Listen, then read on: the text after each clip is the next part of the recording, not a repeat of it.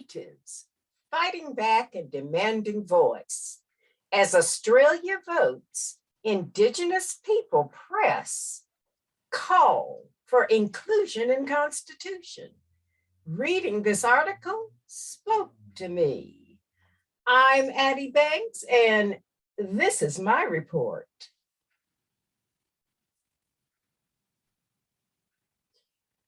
We must first get on the same page. Indigenous people are defined as First Peoples, First Nations, Aboriginal peoples, and Native peoples. They are specifically recognized as the first ethnic groups in a nation. They own that space. After being colonized, invaders settled and dominated their territory as new owners who took control. These stronger ethnic groups remained in power over Indigenous people who were relegated non-citizens, displaced, and ethnically cleansed. May 12, 2022, by Praveen Menon, reported for Rutgers World, Canberra. Activists at one of the world's longest running protests for the rights of Indigenous people are not pinning their hopes for change on Australia's May 21st general election.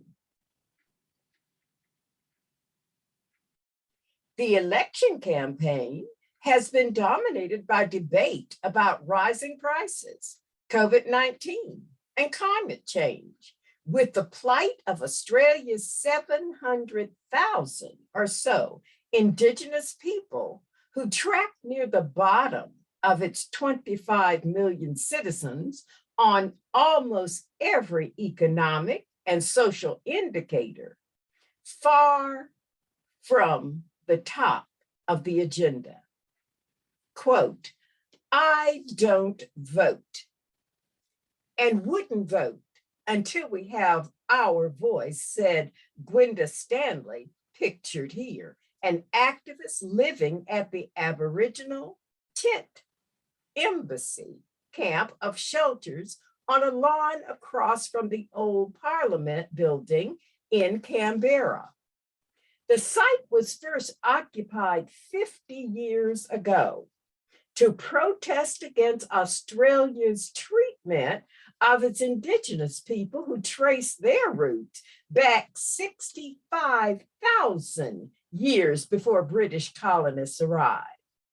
While there may be cynicism about the election, Indigenous activists are taking advantage of the campaign to remind political parties of their core demand that Australia, for the first time, recognizes its original inhabitants in its constitution.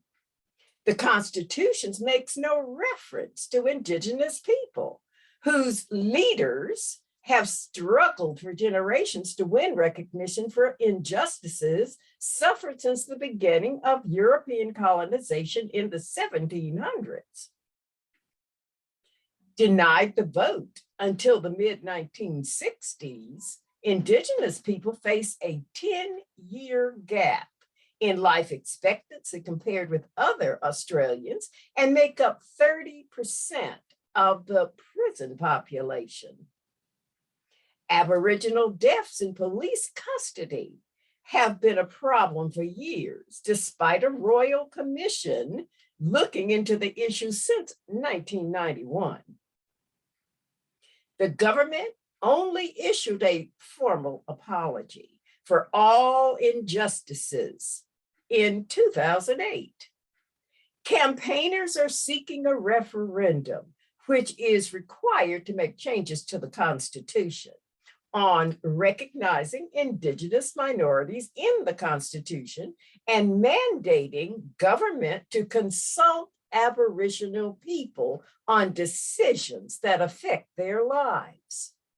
activists launched an information campaign last week, running on all major television networks, calling on the political parties to back a referendum in 2023. No more delays. Constitutional recognition is a complex issue in a country that only started counting its indigenous people as part of its population in 1967. But Australians are coming around in even greater numbers in support for change. Public broadcaster ABC News said last week that 73% of people agree there should be a constitutional change to give Aboriginal Australians a greater say over their lives. This was a higher count than in 2019, where voters agreed that 64%.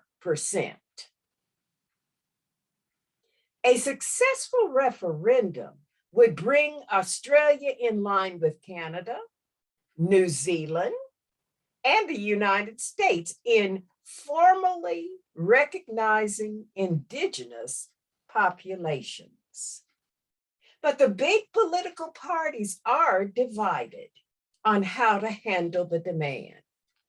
Campaigning for the polls, Prime Minister Scott Morrison last week refused to back a referendum, saying instead his government's policy was to establish an Indigenous representation in the parliament through legislation. The ruling coalition had promised in 2019 to hold a referendum and allocated $160 million for the process, but little came of it. The opposition party, however, has promised a referendum, a demand first enshrined in 2017 at a convention that brought together more than 250 Aboriginal and Torres Strait Islander leaders at the Sacred Monolith in Central Australia. Quote, 5 years after this statement was presented to the Australian people, there should be no more delay. We believe the Australian people are ready, said the Labor Department spokesperson. Begging for rights. Constitutional change required approval through a referendum, with the backing of a majority of votes in a majority of states, a rare feat achieved only 8 times in 44 attempts since 1901. But it's the only way to bring about real reform, analysts say. Quote, if we want to see true structural change that changes how our country works, then we need to have a referendum, says James Blackwell, research fellow in Indigenous diplomacy at the Australian National University. Quote, it's disappointing in many aspects that we have to keep coming back, begging for rights, begging for recognition, but it is the way our system works, Blackwell said. The activists at the Canberra camp protests are staying put as the politics plays out. Quote, that's the whole point of this embassy. Stanley says, to remind the government and the rest of the world that we are still oppressed people. And we will stay here forever.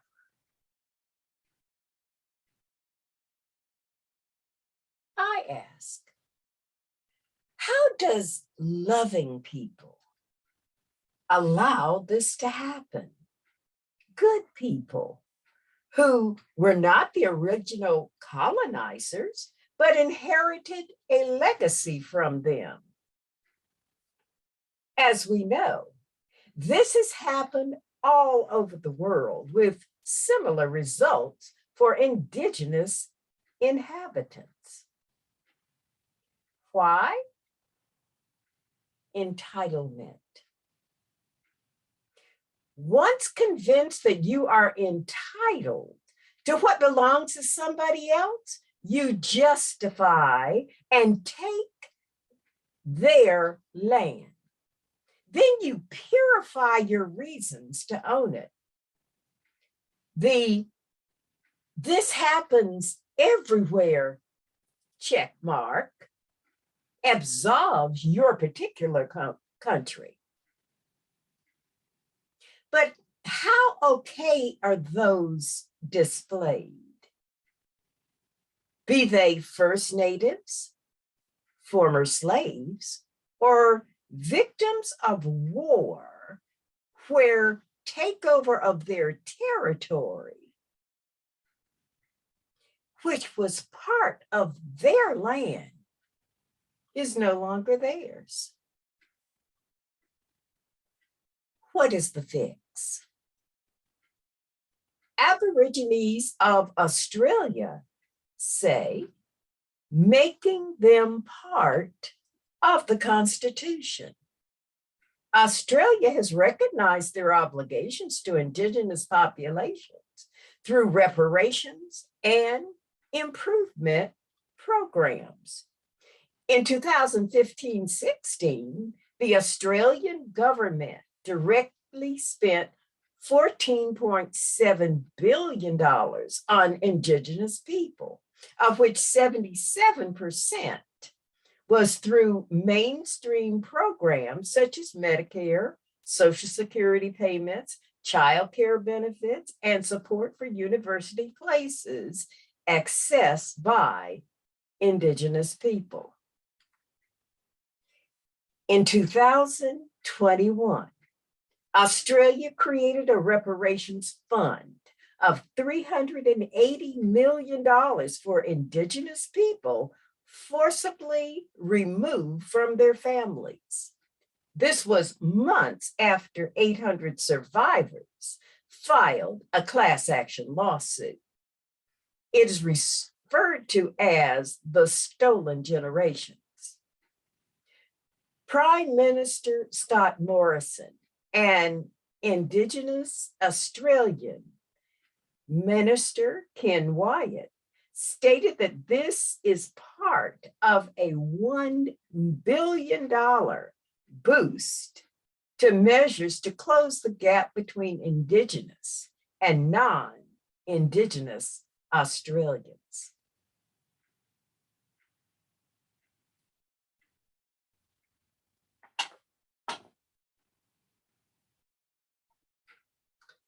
Resentment. Despite attempted repairs for ancestor abuses, Native populations worldwide are resentful. They're angry and displeased with relegations as less than the dominators in status in their own land.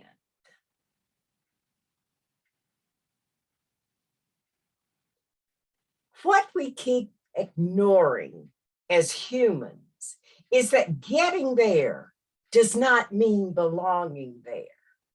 You will be met by resentment when an ethnic group converges on others, be it 1792 or yesterday afternoon.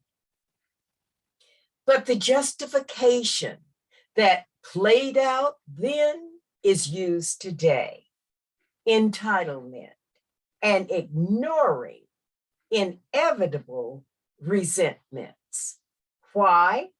Because regardless of what you bring, Natives perceive that you take from resources more than you give to them, that they did not invite you, that you invited yourself.